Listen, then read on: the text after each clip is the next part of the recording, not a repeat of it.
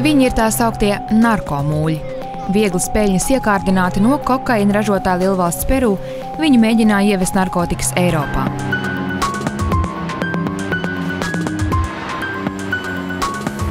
Šeit, Limas lidostā, sākās viņu ceļš uz cietumu, kur šobrīd atrodas aptuveni 30 narkomūļi no Baltijas.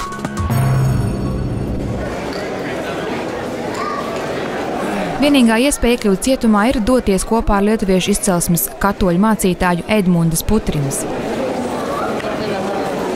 Edmunds dzīvo Kanādā, bet regulāri sludināt Dieva vārdu tautiešiem dodas uz Dienvidamerikas cietumiem – Peru, Brazīliju un Urugvaju. Šoreiz Edmunds ieradies apciemot ieslodzītos Peru lielākajā un modernākajā cietumā Ancon 2. Nokārtot formalitātes viņam palīdz Peru dzīvojošais lietuvietis un spāņu valodas tulks Mindaugas.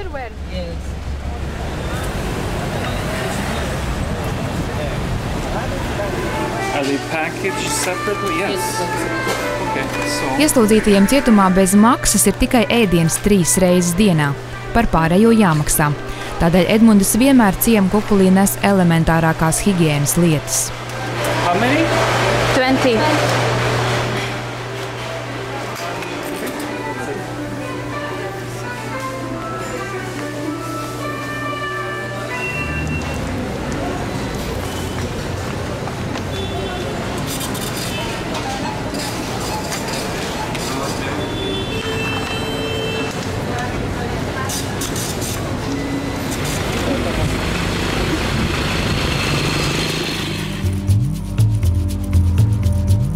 Precīza statistika par ārvalstīs arestētajiem Baltijas narkokurjeriem nav. Par citu valstu pilsoņu aizturēšanu mītnes valstī jāziņo tikai pēc viņu pašu vēlēšanās. Aprēķini liecina, ka krīzes laikā katru gadu ārvalstīs arestēja aptuveni 230 baltiešu narkokurjerus. 30 no Igaunijas, pa 100 no Latvijas un Lietuvas. Tiesību sargājošās iestādes lēš, ka parasti noķer 10% narkotiku noziegumos iesaistītos. Pēc šādas loģikas katru gadu narkotiku tranzītā iesaistās ap 2000 Baltijas iedzīvotāju. Visvairāk Latvijas narkomūļi ieslodzīts Peru cietumos.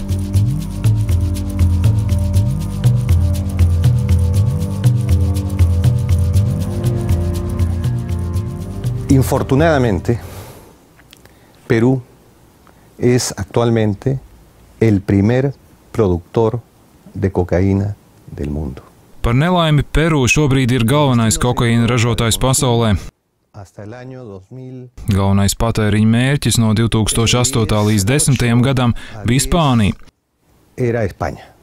Tādēļ galvenie narkotisko vielu transportēšanas gala punkti bija Madride, kā arī Amsterdama, kur arī tiek patērēts liels daudzums narkotisko vielu. Populārākie kurjeru maršruti ir no Dienvidamerikas, Āzijas un Āfrikas uz Eiropu, Spāniju, Nīderlandu un Lielbritāniju. Daļa no narkotikām pēcāk nonāk arī Austrumeiropā. Pretēji uzskatām, ka Austrumeiropa kokaīnu nevar atļauties, ANO dati rāda, krīzes laikā kokaīna patēriņš Austrumeiropā 3-karšojies. Tikmēr bagātajā Rietumeiropā tas samazinājies uz pusi. Krīzes laikā pieauga tendence narkotiku pārvešanā izmantot jaunus vīriešus no Austrumeiropas. Narkotikas viņi ved bagāžā vai kuņģī. Ražošanas vietā kilograms kokaīna, jo parasti tiek iepakots pa kilogramiem, maksā $1000, bet tas ir ražošanas vietā. Limā maksā $1200, Dienvidamerikā kokaīns maksā $8000 kilogramā, piemēram, Brazīlijā un kaimiņu valstīs. ASV 25,000, Eiropā 35,000 eiro, un Beļģijā tas var maksāt līdz 50,000 kilogramā, jo tur ir grūtāk ievest nekā citās valstīs, tāpēc tur ir dārgāk. Mums ir informācija, ka pagājušajā gadā Japānā kilograma cena sasniedza 120,000 eiro.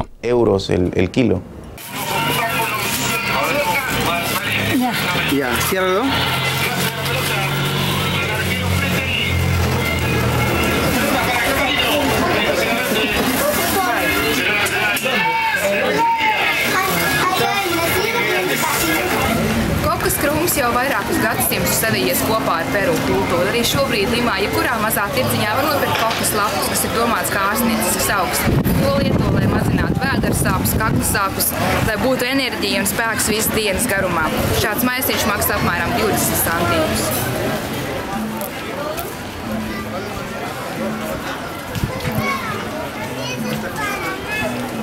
Lo que quiero decir es que, por ejemplo, para los campesinos es mucho más fácil sembrar. Tas, ko es gribu teikt, ir, ka zemniekiem ir daudz vieglāk iestādīt kokas krūmu nekā stādīt kartupeļus vai kukurūzu, jo pēdējiem ir nepieciešams darbs, ir vajadzīgs sēklas, mēslojums, lai būtu raža, kā arī jāsagatavo zeme.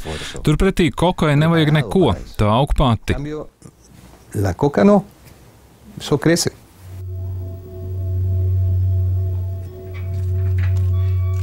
Galvenā soda izciešanas vieta ārzemniekiem Peru ir 2011. gadā celtajā cietumā Ancon 2. No pārējiem Peru cietumiem tas atšķiras ar labākiem sadzīves apstākļiem, bet stingrāku režīmu. Daudzos Dienvidamerikas cietumos nelegāli mobīlie telefoni un internets ir ierasta lieta, bet Ancon tie nav pieejami. No 1600 Ancon ieslodzītajiem 350 ir ārzemnieki. Cietuma vadība mums stāsta, ka šeit atrodas 18 baltieši, bet Edmunda satiek vismaz 25. Pirmajā tikšanās reizē mums filmēt aizliegts.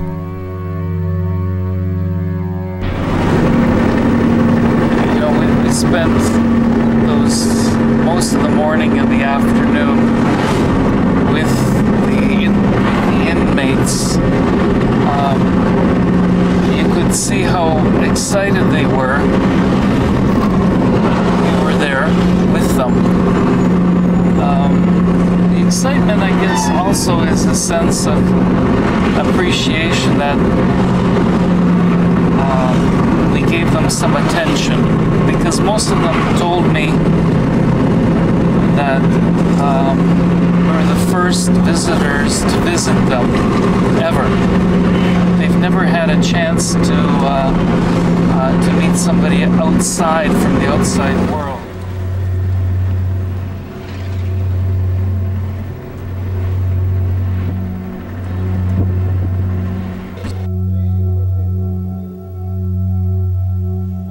Pēc nedēļas saņemam atļauju filmēšanai. No plānotajām 10 intervijām par labu uzvedību cietuma vadība atļauj intervēt tikai 3 kurjerus. Andrejs Debesnieks treknajos gados Latvijā tirgoja metāla lūžņus, līdz krīze atņēma darbu. Liepainieks Darjus Šablēvičs ir dubultpilsonis. Viņam ir Latvijas un Lietuvas pilsonība. Jauniņais lietuvietis Jevgeņijs Terhašins gribējis palīdzēt mammai un māsai, kas jau vairākus gadus naudu pelna Anglijā. Viņa visi cietumā ir jau 3 gadus, un sliktākajā variantā būs šeit vēl tikpat daudz. Ну как, я жил в Англии, и тут подумал приехать в Перу, сделать как-то больше денег. И вот не получилось. Словили. Первый раз. Eiropā, Amsterdamā tur sapazinos ar dažiem cilvēkiem, un pierunāja viss, atbraucu uz šejieni. Latvijā bija krīzes, jā, un tad viņš arī ir. Jā. Cilvēki iepazinos, viņš man piedāvāja gribi, negribi. Pamēģināju. Latvijas tiesības sargi narkokurjeru biznesa uzplaukumu saista ar ekonomisko krīzi 2009. un 2010. gadā. Tobrīd Latvija piedzīvoja straujāko ekonomikas kritumu pasaulē. Valsti pameta 100 000 iedzīvotāju. Bezdarbs visās Baltijas valstīs sasniedz rekordus. Katrs meklē iespēju nopelnīt kā prata. Būtiskākais noteikti tas, ka mēs viņu varētu nosaukt par fenomenu, kas Latvijā parādījās, sākoties krīzes laikam. Naudas grūtības un bezcerība un nespējas tātad šo te naudu nopelnīt varbūt kaut kā savādāk. Prokurora Armīna Reiņa un viņa kolēģi izmeklēšanā esošajās narkomuļu krimināllietās iezīmējas līdzīga kurjeru savērvēšanas schēma. Latvijā vai ārvalstīs caur paziņām satikts cilvēks piedāvā atbraukt uz Peru. Vairākumā gadījumu kurjeri pat nezina, kas viņiem dod uzdevumu, jo vienošanās notiek pa telefonu. Par darbu tiek solīti no 2 līdz 6 000 eiro, atkarībā no kravas lieluma un transportēšanas veida. Par vešanu kuņģī honorārs ir lielāks. Uz Dienvidameriku, cik man zināms, laikam patiešo reisu nav. Tad ir vajadzīgs tātad pārsēsties kaut kur Eiropas lidostā. Mums ir tādi gadījumi, ka šie kurjeri ir tik nepieredzējuši, kad viņš nesaprot, kā uzvesties lielā lidostā, viņš to reizi nokavē. Pirms izlidošanas kurjeriem kabatas naudā iedod 1000 eiro un jau rezervēts viesnīcas adresi. Lai neradītu aizdomas, kurjers vismaz 10 dienas uzturas Limā un tēlo turistu. Īsi pirms atgriešanās Eiropā uz viesnīcu tiek atvest soma ar jau paslēptu kokaīnu vai arī iedot safasētas kokaīna kapsulas, kas ir jānorīja. Cik dienas nodzīvoja Peru līdz tai prombraukšanai? 2 nedēļas. Neko tā nezini. Vienkārši tev iedot adresi, kur atbraukt, tur apmēram viesnīca, ne? Seži viesnīca ar savu telefonu, tev zvan, kur jāiet. Tur tevi savāc, aizved, pa ceļām iedeva to materiālu un viss. Soma iedeva vai kur tev bija? Tādu. Jā, soma jau sapakotu. Tajā somā pēc tam sapakoja savu drēbes un uz lidostu. Tev bija vēderā vai kuņģī vai soma? Nē, somā. Es vedu somā. Nosotros tenemos diferentes formas de darnos cuenta de las personas que están. Mums ir vairāk veidi, kā noteikt, kad personas pārvadā narkotikas. Viens no tiem ir cilvēka acu reakcija. Kā viņš skatās, kad ienāk lidostā. Kad tuvojas policija, viņi paliek nervozi un skatiens saspringst. Viņi svīst un viņiem ir atšķirīgas ķermeņa kustības.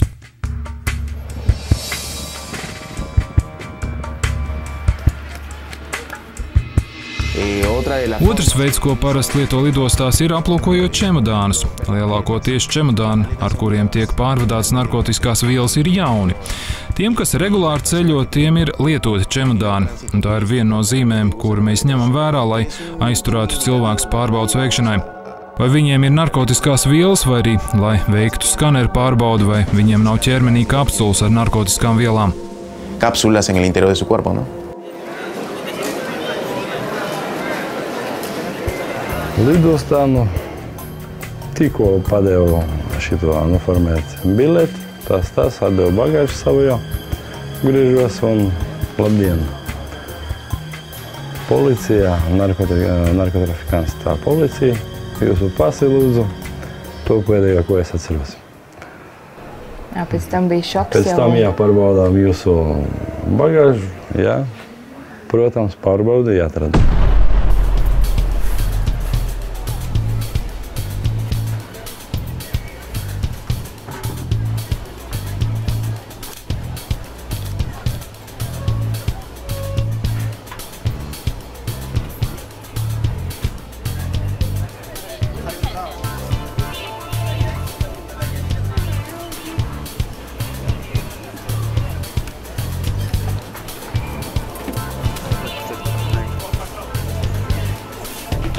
Šeit atrodas Limas lidostas policija. Uz šejien jau tiek vesti cilvēki, kuriem lejā jau piečakošanos tiek konstatētas kādas aizdomīgas kustības vai arī aizdomīgas lietas bagāžā. cilvēks tiek uz šejien atvests, tiek atvērts viņa soma, konstatētas aizdomīgas vielas visdažādākajos veidos. Tā kā iesim apsīsimies, kā tas izskatās viss reālajā dzīvē. Šeit ir tā telpa, kur atrodas policisti, kas to visu konstatē un uzrauga. Tā tiek uzdot parastie jautājumi. Pēc šiem jautājumiem mēs lūdzam personu apsēsties šeit. Prokurora klātbūtnē sākam savu darbu. Izkravājam visu čemodānu, visu, kur var atrasties narkotiskās vielas. Tās var pēkšņi parādīties gan starp drēbēm, gan pašā čemodānā un jebkurā čemodāna vietā, kā arī pārtikā, apavos, drēbēs, rotas lietās, fotorāmjos. Jebkurā lietā var būt narkotikas.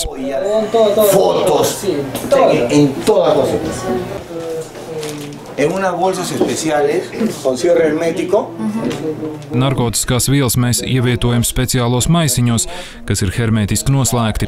Tos aizzīmogo ar speciālu lenti, uz kuras parakstās prokurors un policists, kas ir veicis aizturēšanu. Tad maisiņš tiek novietots uz svariem un nosvērts. Šie ir starptautiski svari, nav svarīgi amerikāņu vai angļu. Tātad mēs nosveram maisiņu šeit, un tas tiek reģistrēts kā oficiāls svars, ko nevar mainīt.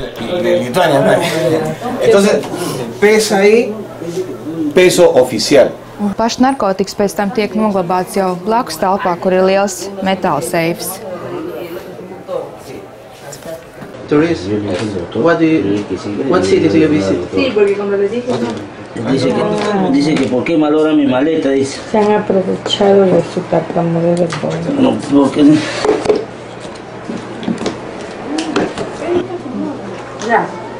How many cities do you visit in Peru? Only one. Lima. Solo ha visitado Lima. Do you remember the name, the hotel you stay in Peru? Yes. San Felipe.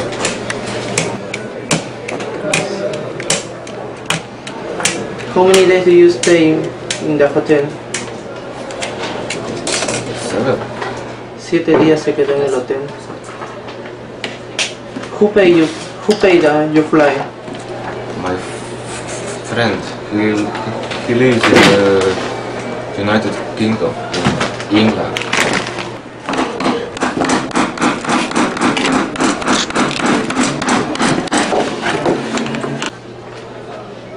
And who paid the hotel? Your friend? Yes. El hotel también lo pagó.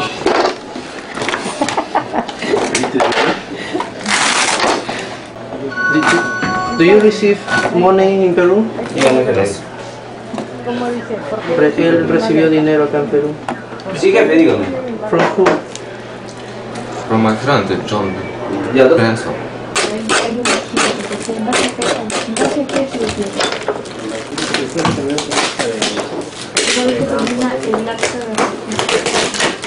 Who gave you your luggage? I buy this bag in the Ecuador, in Quito. ¿En Quito? Yes. La maleta se la dieron en Quito. Yes. Do you know the person who gave you the luggage? No. It's been one old guy, 65, 70 years old. Una persona de 65, 67 años. He gave me this bag for $50. Le iba a pagar $50. It's very cheap for this bag, but I don't know what is inside. Y no sabía lo que llevaba dentro.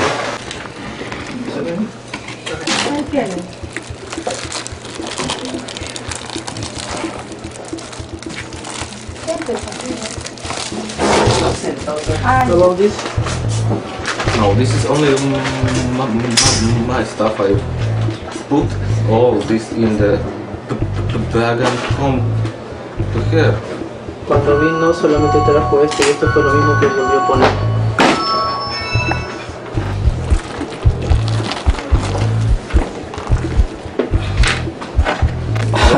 Sí, pues, gracias. Solo porque verte no te droga. Ya 2 gramos más aumentó. Es que la...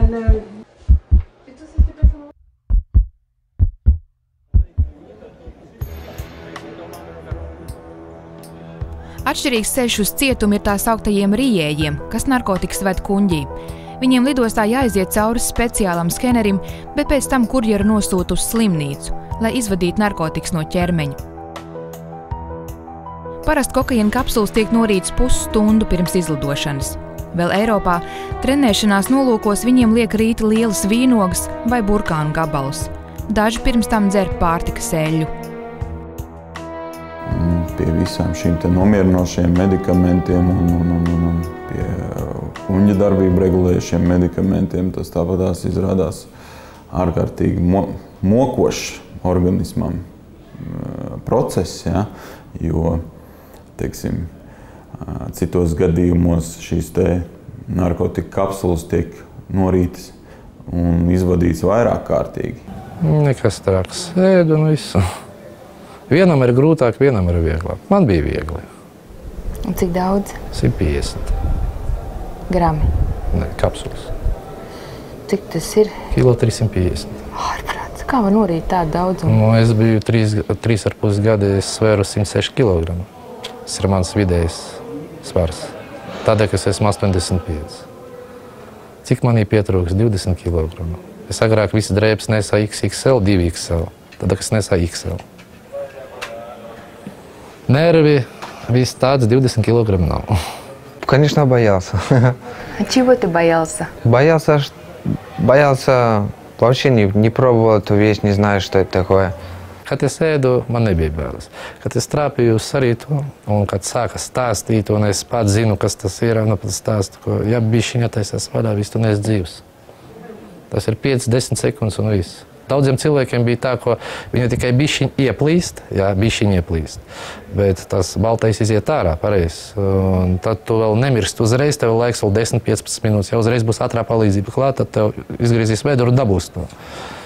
Ja nē, tad viss. Zinām vairāk gadījumu, kad Baltijas narkokurjeri par bīstamo darbu samaksājuši ar dzīvību.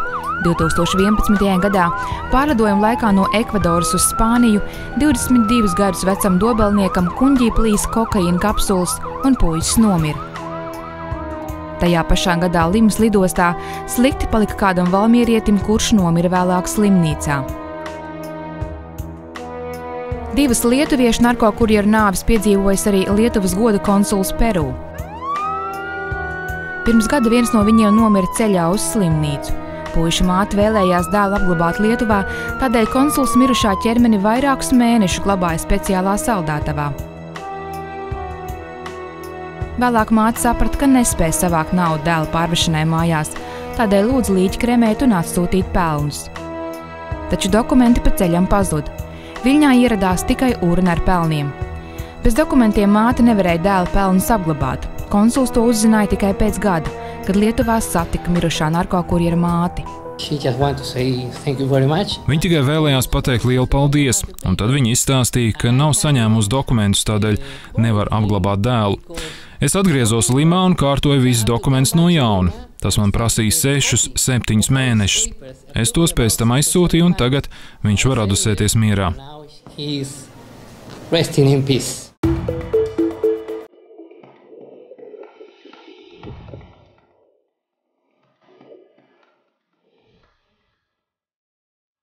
Pērn Latvijas mediķi policijai palīdzēja atklāt līdz šim vienīgo zināmo gadījumu, kad narkotikas kuņģī Rīgas lidostā mēģināja ievest Latvijas pilsonis.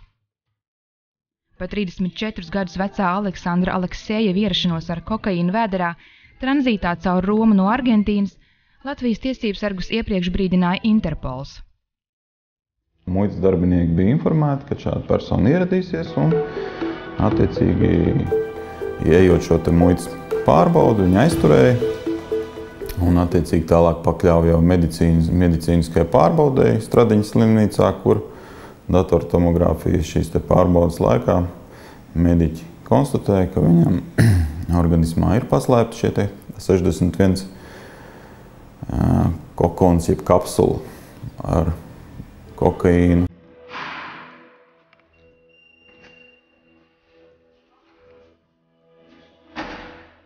Veicot jau tātad kompjutera tomogrāfiju vēdera dobumam, mēs jau konstatējam tiešām liela blīvuma svešķermeņus, kas ir kuņģī, kas ir zarnās, un te mēs varam redzēt, ka viņu ir ļoti daudz.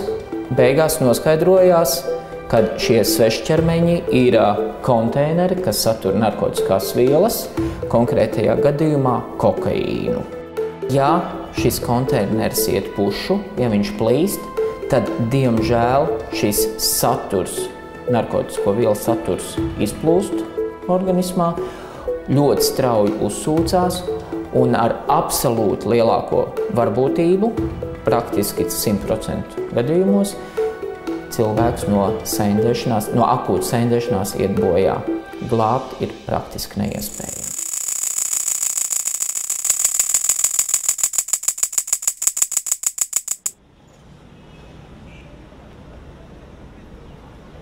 Pēc narkomūļa aizturēšanas Limas lidostā viņi tiek aizvesti uz speciālu narkotika apkarošanas policiju Dirandro.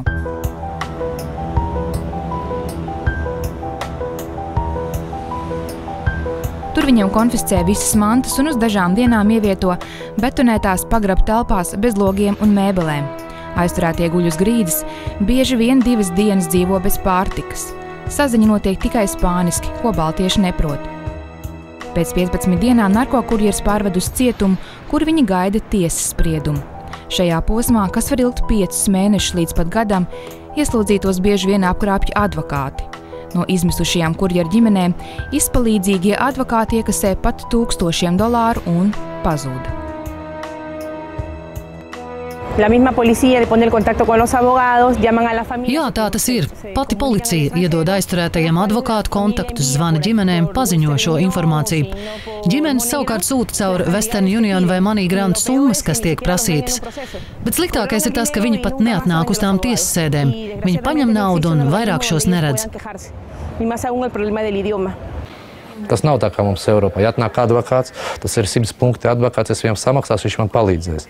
Te advokāts tikai atnāk tad, kā no tiem izspiest naudu ārā, un visu uz pēc tam, un pazūd un ar galiem visu.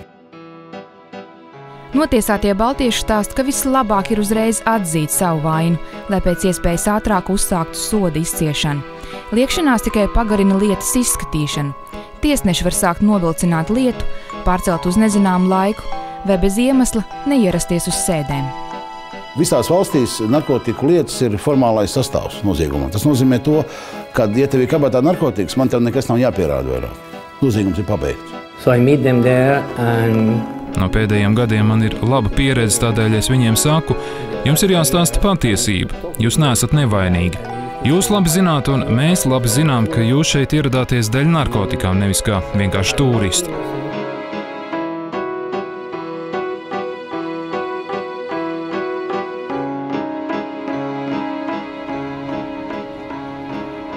Vairumam Peru narkokurjeru piespriestais sods ir 6,8 gadu cietumā un naudas sods 600 latu apmērā.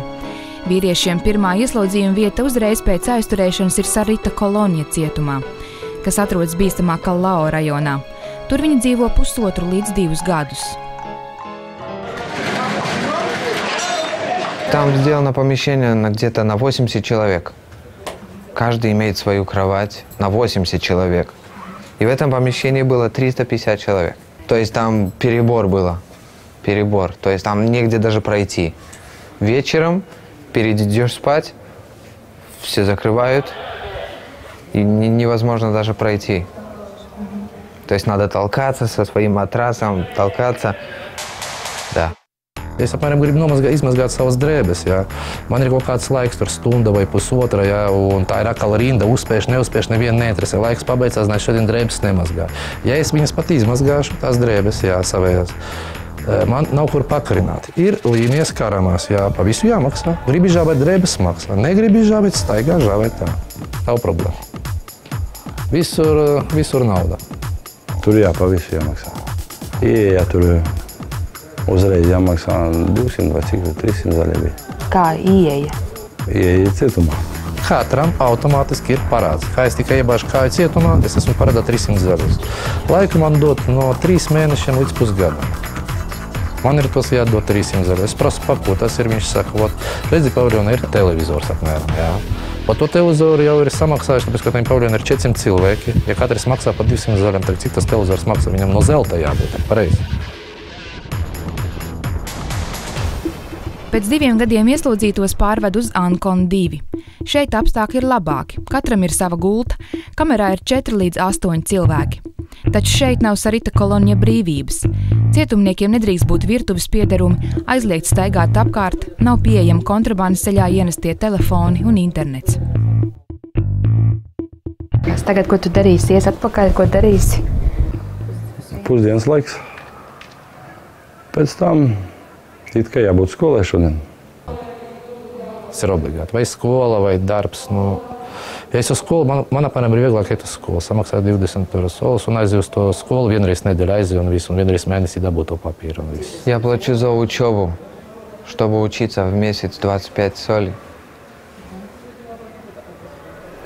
И почему это важно учиться? Потому что, чтобы получить свой бенефит, чтобы быстрее выйти отсюда. Вот можете рассказать про эту систему бенефит? Для чего вам это нужно? Как это работает? То есть, если мне дали 6 лет и 8 месяцев, через 1/3 часть, если в самом начале я буду все платить, в месяц получать чеки, то, что я платил, и собираю мои все бумаги, они идут в суд, и там меня осуждают. Иду я на улицу или не иду. Если никто ничего не делает, то тогда сидишь 6 и 8. Un ko tu mācies skolā? Neko, pārsvarā. Sākumā bija spāņu valoda.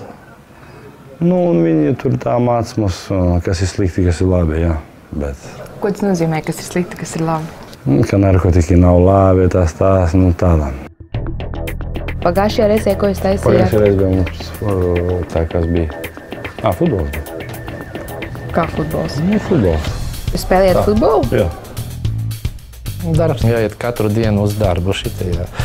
Lai tev iet uz to darbu, tev ir jāmaksā arī 30 soles mēnesi. Plus, tu aizej uz darbu, jā. Tev darbu neviens nekādu nedod. Tu pats sev meklē darbu, pats par to darbu maksā, pa visu materiālu pašam ir jāmaksā. Apmēram, ja es kaut ko gribu no koka izdarīt, man jānopērk koku gabalu. Par to koku gabalu man ir kaut ko no viņa jāsadara.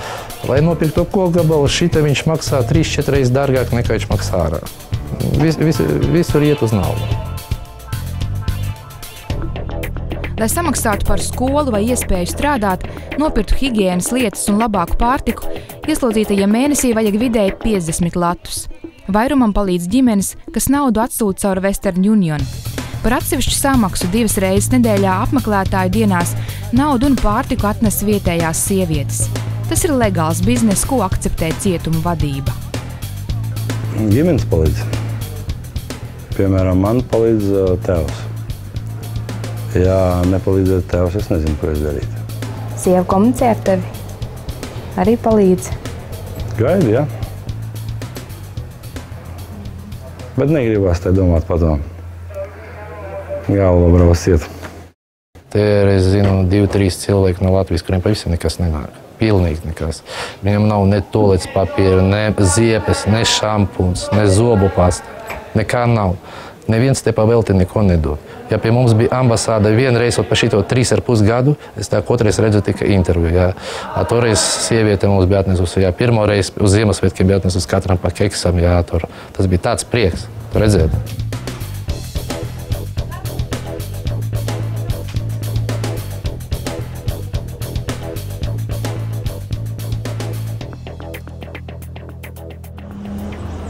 Nevienai no Baltijas valstīm Peru nav savas vēstniecības, tādēļ ieslodzītajiem ir sarežģīti saņemt jau kādu palīdzību. Baltijas valstu goda konsula Limā pilda reprezentatīvas funkcijas. Ieslodzītie ar skaudību stāsta par Spānijas un Holandas kurjeriem, kam katru mēnesi valsts maksā nelielu stipendiju izdzīvošanai. Protams, cilvēcīgi ir ļoti žēl, bet, diemžēl, ir lietas, ko mēs varam kā konsulāts palīdzēt, un ir lietas, ko mēs, diemžēl, nevaram palīdzēt. Būsim arī realisti, un Latvijas valsts nevarēs samaksāt advokāta tēriņus par tiem cilvēkiem, kas apzināti izdara noziegumus. Tas gan nav Latvijas valsts pienākums. Mūsu pienākums ir tiešām iestāties par taisnu tiesu, par teiksim, aizstāvības pieejamību. We have to understand that no one is negating the fact that they have committed a crime. We leave that for the civil courts. Mums jāsaprot, ka neviens neapstrīd, ka viņi ir pastrādājuši noziegumu. Tas ir tiesas ziņā. Bet ir arī cilvēciskā puse, kurā mēs, Baltijas sabiedrība, esam atbildīgi par mūsu pilsoņiem. Viņiem arī ir cilvēktiesības, neatkarīgi no tā, vai viņi ir vai nav cietumā.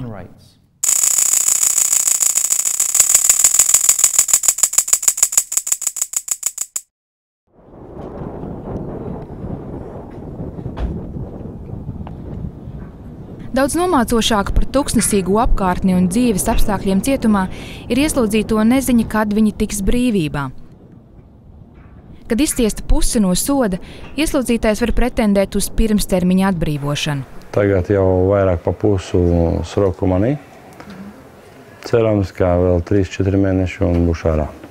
Tu esi iesniedzis tos papīrus, lai tiktu ātrāk ārā, ja? Jā, otru reizi. Šogad es uz mājās. Ko lūdzu? Šogad es uz mājās.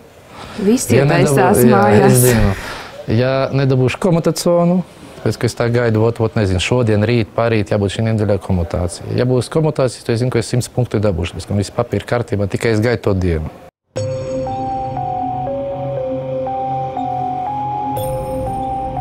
Atbrīvošana pirms termiņa nenozīmē, ka kurjeram durvis uz brīvību ir vaļā.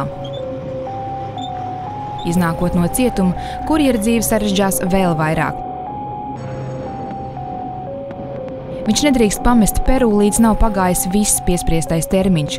Parasti tie ir vēl kādi 3 gadi. Šajā laikā legāli strādāt aizliegts. Daudziem ir beidzies pasas derīguma termiņš. Kad pēc gandrīz 7 gadiem kurjera beidzot drīkst izbraukt no Peru, viņiem jāsamaksā sods par uzturēšanos valstī vairāk kā 90 atļautās dienas. Sods ir $1 par katru pārsniegto dienu, jeb kopumā $2000. Es bien triste la realidad. Patiesībā situācija ir ļoti skumja. Kāpēc? Tāpēc, ka lielākajai daļai no šiem cilvēkiem nav kur dzīvot.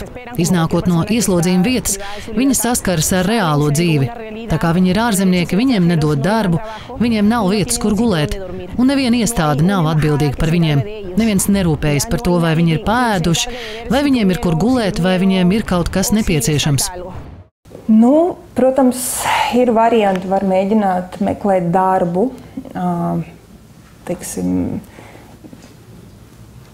ne legāli, bet mēģināt sarunāt attiecīgi kaut, teiksim, ir gadījumi, kad strādā cilvēki veikalā, ja, par pārdevējiem vai kaut kādos celtniecības uzņēmumos, ja, teiksim, tas ir vienīgais variants.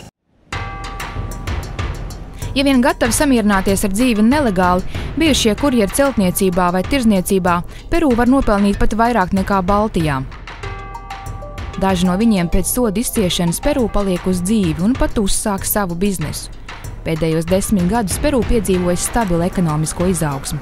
Tā panākta pateicoties privātajiem ieguldījumiem dabas resursu izstrādē. Minerālu un metāla eksports veido 60% no Peru eksporta. Taču par spīti augošajiem debeskrāpjiem Limā joprojām apmēram 1/3 Peru bērnu pamet skolu, lai palīdzētu vecākiem uzturēt ģimeni. Но ты знаешь, что когда люди видят, они не могут уехать из страны, они все равно должны остаться на остальной срок. Да, но можно убежать отсюда. А как можно убежать? Можно убежать или в Боливию, или куда-нибудь в ближайшую другую страну, и с той стороны просто улетать, и все. То есть в Перу я буду в поисках, если я убегу, а по другим сторонам они ничего не имеют ко мне. То есть я смогу убежать. Ты готов, чтобы попасть скорее дома, да? Конечно.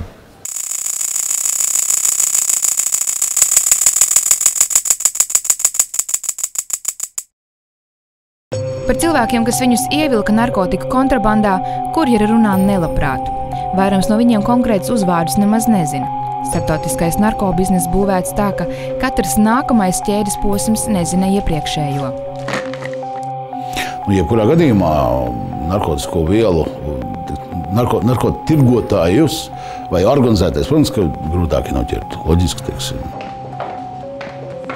Šobrīd Latvijas tiesās tiek izskatītas vismaz 3 krimināla lietas, kur apsūdzības celtas par narkokurjeru vervēšanu. Vērienīgākajā no tām katram apsūdzētajam bija noteikta loma.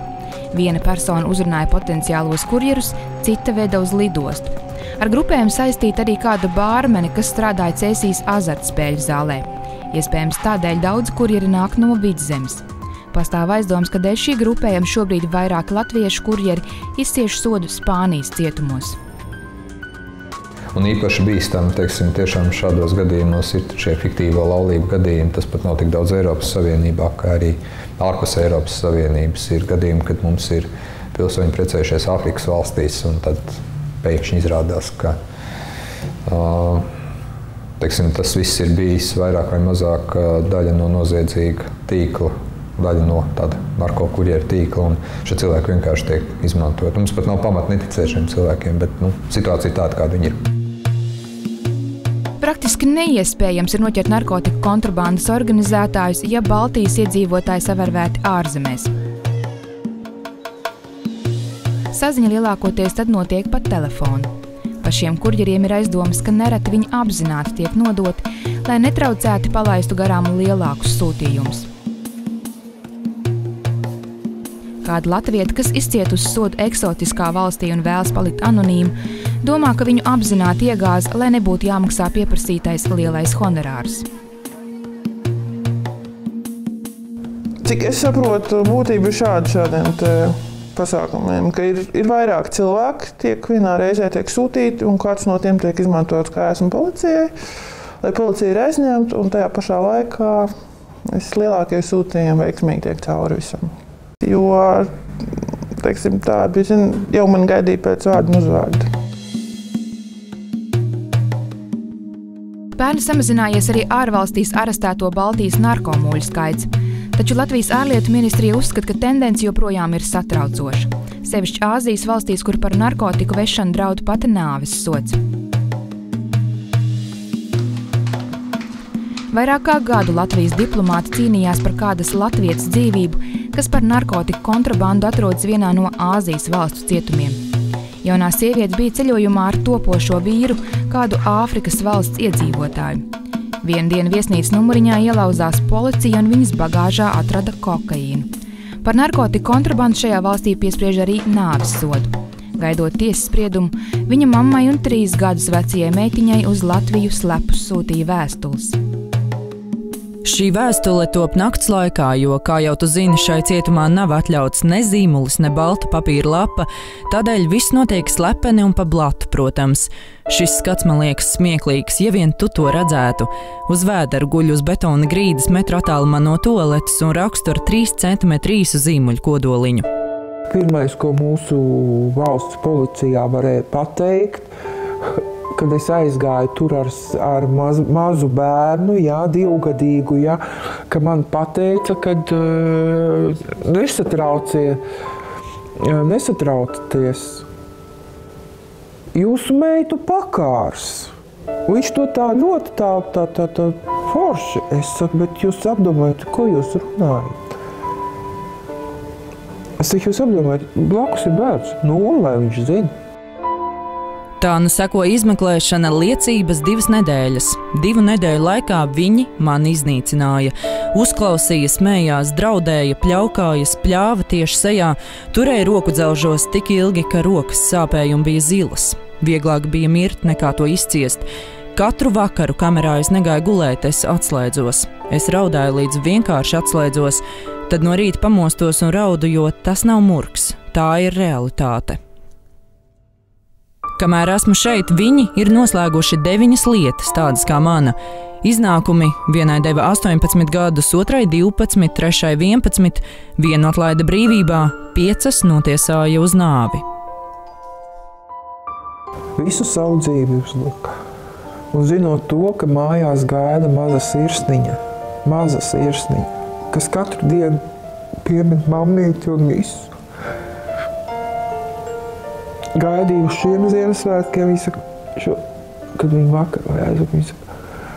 Labi, laikam jau būs nākošajos, tikai varbūt tās Ja, nu viņa apzinās, viņa arī saprot bērns, jo man liekas, ka šis bērns ir savos 4 gados tik pieaudzis, ja, ka dažām bērnam tā domāšana nav tāda.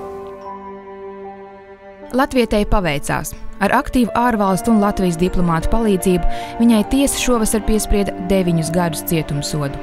Vēstulēs mammai viņa izsaka nožēlu, ka neredzēs, kā meita uzsāk pirmās skolas gaitas. Toties viņa tagad zina, ka pēc 7 gadiem varēs savu bērnu apskaut.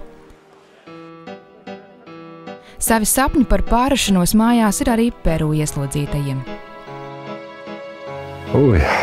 Kad atbraukšu mājās, nezinu, pirmās nedēļas, 2, neko, tikai ar draugiem, ģimeni vispirmākais.